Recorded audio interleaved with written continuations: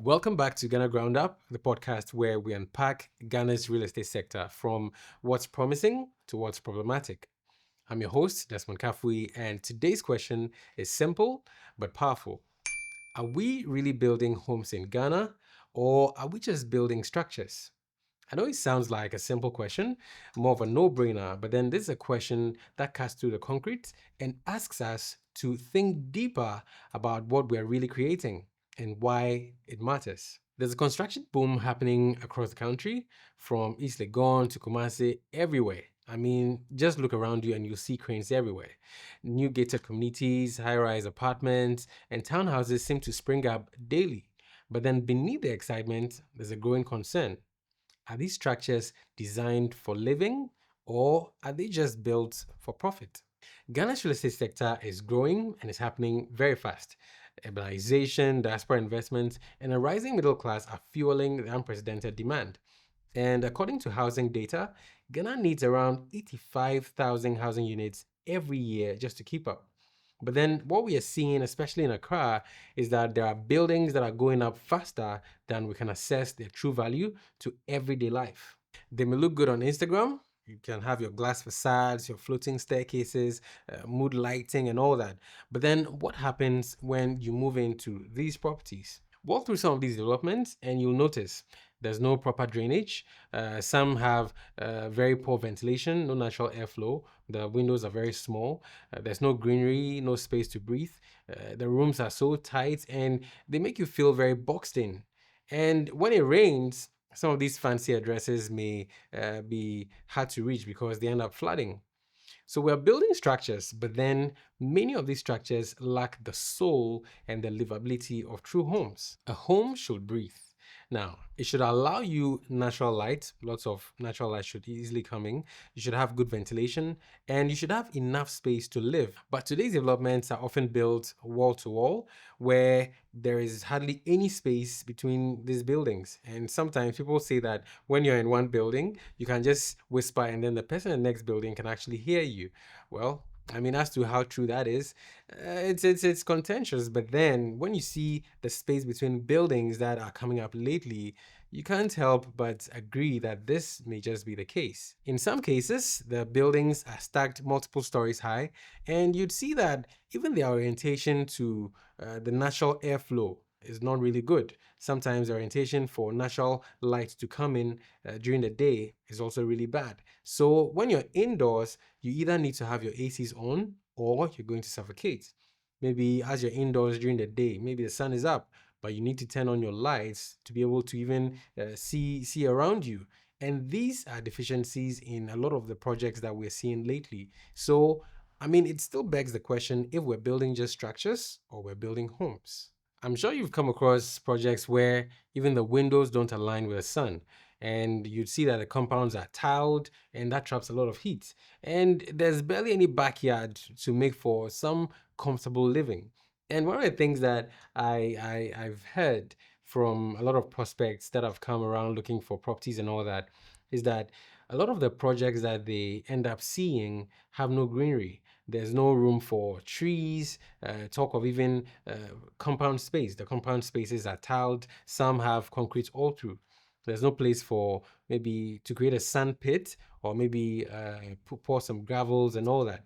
Everything is just being done in a way as to minimize costs and not create the avenue for those who will be inhabiting those houses to be actually very comfortable. So compare what we're seeing lately with the traditional Ghanaian homes, which have compounds built with clay and thatch and that are designed around courtyards where families gather. And you see that these homes reflect our climate, our culture, and a sense of community. But then I'm wondering if that is what we're seeing lately. Now, many new properties are sterile in a sense that they are more like copy and paste. You just go look at something somebody has done somewhere, and then you bring it home expecting that people will like it or it will meet the appeal of people because outside there it looks really great. But then in here, I mean, right here at home, are these the options that we are looking for? Are these options that will make our lives better? Are these options that will enrich our lives or the way we live? Generally in Ghana, we like to have our spaces. We like to have some greenery. Somebody would probably like to have some garden in the back and all that. But then the way we're building lately, I'm still asking the question if we're building structures or if we're building homes. They maximize the units per acre, but then the character in there is almost non existent. Zero. Look at cities like maybe Kigali or Copenhagen. You'll see walkable neighborhoods, you'll see shade trees, you see shared public spaces that foster a lot of interaction. Now, compare that to many parts of Accra. We have high walls that isolate the inhabitants. We have barely any sidewalks. We don't really have any playgrounds or places where people can gather. Uh, we have a situation where we have a car dependent culture. Even within gated estates, it's like to move around, you need to jump in your car. You can't easily just walk around, have a stroll around, and all that. Because even as you're walking by the roadside, as I said, there are no pavements for you to walk on. So you may end up competing with maybe the cars, the motorbikes, and all that. Now, there are some developments in Accra and other places that are trying to change this narrative. You can go to a place like Villaggio and you see that there's a lot of greenery, which is really beautiful. Now, they try to do all these things to integrate the amenities with the community, and it all ends up tying together very nicely, and you end up having a well integrated community. And that is an exception. But then what we are seeing around, normally you'd see that maybe attention has been given to a certain part of the project, but then other parts that are supposed to make life comfortable are sort of maybe left as afterthoughts or maybe not even attended to at all. So the big question is this: are we building homes that will connect people, or are we building walls that will keep people apart? Here's where sustainability comes in. Some developers will end up incorporating eco-friendly design.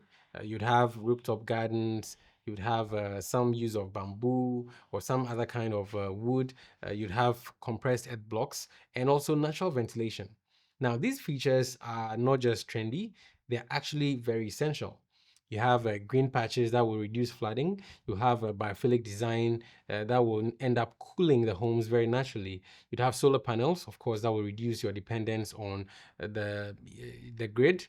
You'd have rainwater harvesting, which will also save you some bills, especially when you have to water your gardens, maybe wash your cars and all that. But sadly, these practices are the exception and they are not the rule. And many homes still are built for just the aesthetics and not the climate resilience that we need or the energy efficiency that we hope to see in the projects that are coming up. In a country where doomsaw is, to a certain extent still there and water shortages are quite common, this is not just about luxury, it's more about survival. Today, buyers want more, and it makes sense. They want gyms, they want playgrounds, they want smart home features, and yes, of course, security.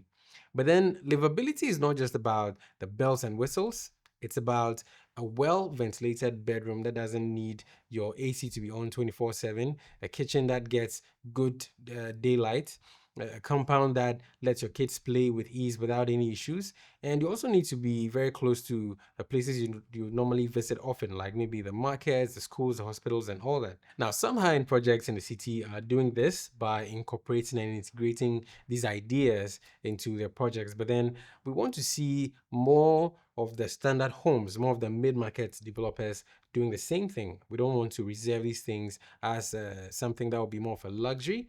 It should be the baseline and a necessity, not just something that you have to pay a premium for. Now, when you look around you, you'd see that there are a lot of new projects happening, but then many of these new builds are sort of rushed and it's there for you to see. It shows. The paint will end up fading within a year, your plumbing will end up leaking within a few months, and even the concrete cracks before you finish paying off your mortgage. And you see that when developers end up prioritizing speed and profit over quality, the result is more of a short-lived house where you have higher maintenance costs for the homeowner and more strain on the infrastructure itself. So it's not just on the pockets of the homeowner, the structure itself, I mean, is suffering. So what needs to change? Well, I believe that buyers must ask real life questions. They must ask about the ventilation, especially natural ventilation, the sustainability of the project, and also longevity. You don't want to be in a place where things start cracking before you start enjoying your stay, or things start falling apart before you start even settling in. And also on the part of developers, I believe that they must shift from a mindset of maximizing profits to a model where they optimize the projects for people to live in and also enjoy the property. Now, they have to build for us as humans and not just build for the returns they're going to get on selling those properties. Another thing we need to look at is that the government and regulators must enforce building standards, and not just on paper, but then in practice. We need to prioritize things like zoning, ventilation, waste management, and also public infrastructure. We don't want a case where anybody just builds anything they like. And this brings to mind the whole issue surrounding the Ramsa site in Sakumono, where a lot of people bought lands and then they built in the waterways and all that. And those buildings have been pulled down. And there's a lot of outcry from some of the chiefs, some of the people, and a lot of people are losing money. Some have already lost money. And I mean, it's really heartbreaking to see a project that you've poured your blood and sweat in just, I mean, go down in a day just because you didn't get it right. And you see, I believe that if all the agencies are doing what they need to do by enforcing all the building codes, the zoning laws, and approval of permits, if all these things are being done right, I don't think we'll have any issues with people building in waterways, which will have to be pulled down later at their cost. And probably there's even no room or no consideration for some compensation to sort of suit them a little bit. It's really sad, but then these are some of the things we have to deal with if the right things are not done. Now, beyond the building standards and the enforcement and all that, I believe that architects and urban planners must be empowered even more than before. And we need to really stop sidelining all these experts who can make real livability possible for us. So when you're building your house, don't just sell for the services of a draftsman, or maybe just go pull something from the internet you saw that you like. Invest in the expertise of these experts. Get an architect to properly design a building for you. And, that will consider many factors. Factors like your ventilation, factors like you being able to enjoy the space, the features, the amenities that need to be there for you to really enjoy what you're building or where you're putting your money. I mean, invest in an architect and let them help you get it right. Otherwise, you may end up like others who end up paying top dollar or even top city for their properties, but then they really don't enjoy what they've paid for. Now, a home is not just concrete and square meters. It's space that supports life, health, joy, and of course, connection. So the next time you see some glossy property advertisements, or maybe some new estate springing up, you need to ask yourself, is this a home, or is this just another building? That wraps it up for today's episode of Ghana Ground Up. I'm Desmond Kafui. Now, do well to share this episode with someone who's thinking of maybe building or buying. And let's do well to raise the standards, not just for ourselves, but then for the generations to come. Subscribe to the channel if you already haven't. Like, share. I mean, let's get interactive in the comments, and hopefully we can all contribute our quota to building Ghana from the ground up. I'll catch you in the next episode.